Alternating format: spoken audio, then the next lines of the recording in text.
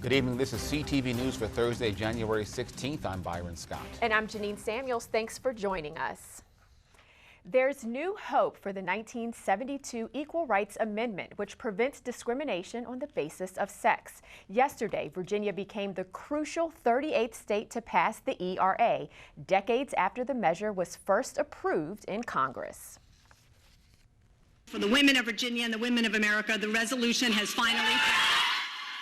Loud cheers of excitement bounced off the walls in the Virginia House and later the Senate, celebrating a possible turning point for the fight for equal rights. Supporters like Delegate Mary Lehman say it's long overdue. I was, I think, 5 or 6 years old. My mother took me to a big equal rights, women's equal rights march in New York City. It's my first memory of participating in any kind of protest or rally.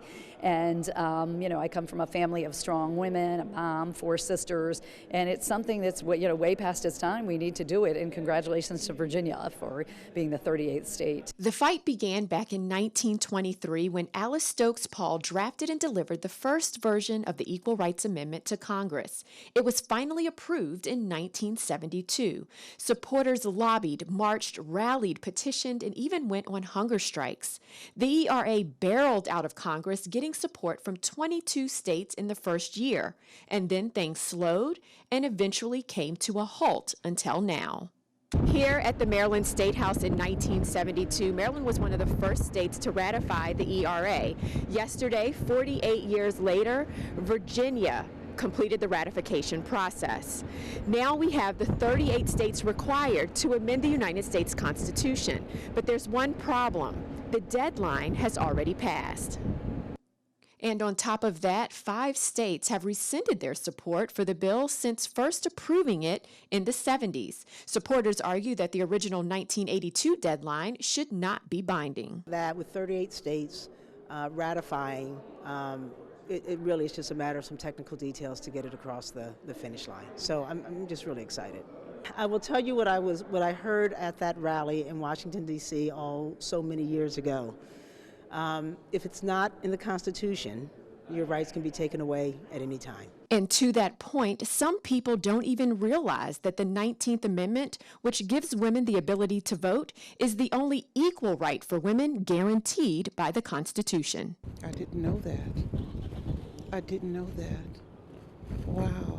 So what's next? A new resolution with bipartisan support is being sponsored by Democratic Senator Ben Cardin of Maryland and Republican Senator Lisa Murkowski of Alaska to remove the 1982 deadline for ratification of the ERA. Now, if passed, the ERA would be the 28th Amendment to the Constitution.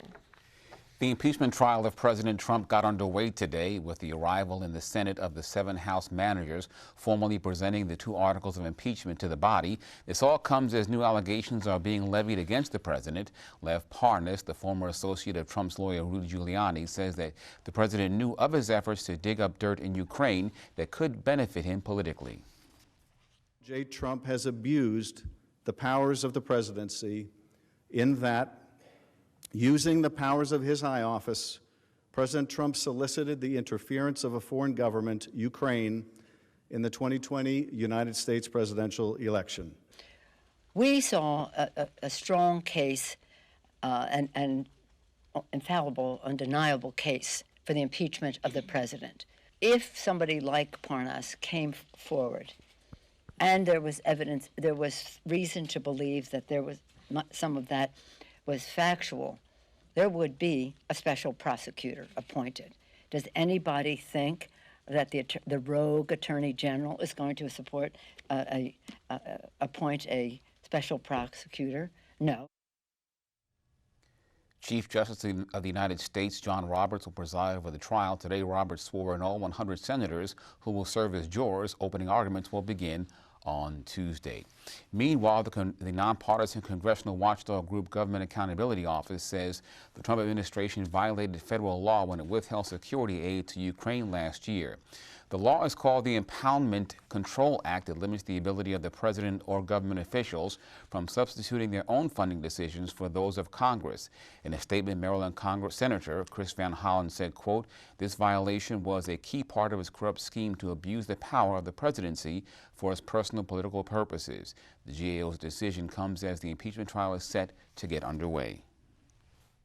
The interaction between two top candidates gets heated just moments after the Democratic debate. CNN released the recording of the exchange between Senators Elizabeth Warren and Bernie Sanders last night. The video shows Warren approaching Sanders saying, quote, "I think you called me a liar" on national TV.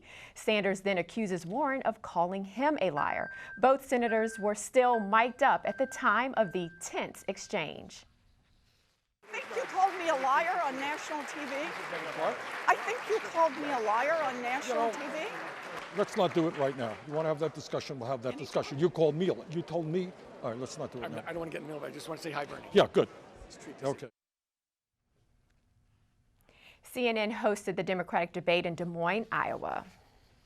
Governor Larry Hogan announces a major tax relief plan in Annapolis this afternoon. In a press conference, he laid out the proposal known as the Retirement Tax Reduction Act of 2020.